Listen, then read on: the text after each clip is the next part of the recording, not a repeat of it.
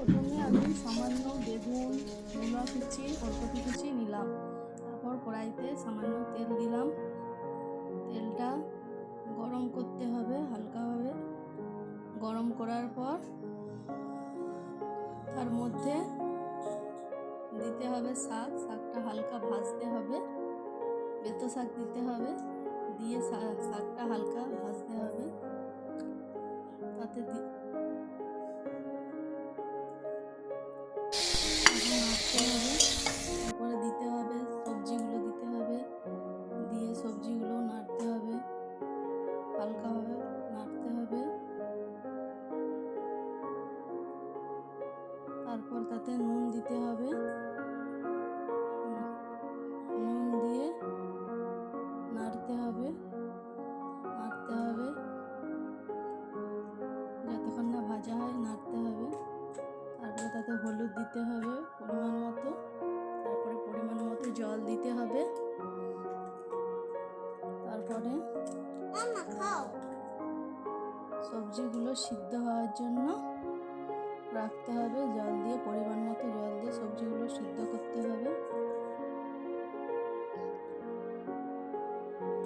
সিদ্ধ হয়ে আসলে সবজিগুলো যখন সিদ্ধ হয়ে যাবে তখন তার মধ্যে দিতে হবে তেঁতুল, যেটা গুলে রাখা ছিল তেঁতুলটা দিতে হবে। তারপরে আবার একটু সিদ্ধ করতে হবে। তারপরে আবার সিদ্ধ করতে হবে।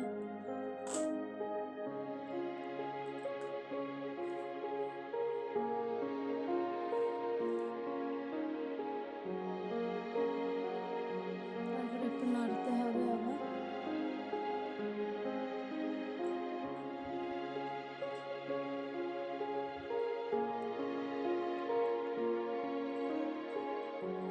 এভাবে সিদ্ধ করতে হবে টকটা তেঁতুল। তারপরে শাকগুলো দিতে হবে, নেড়ে রাখা শাকগুলো দিতে হবে।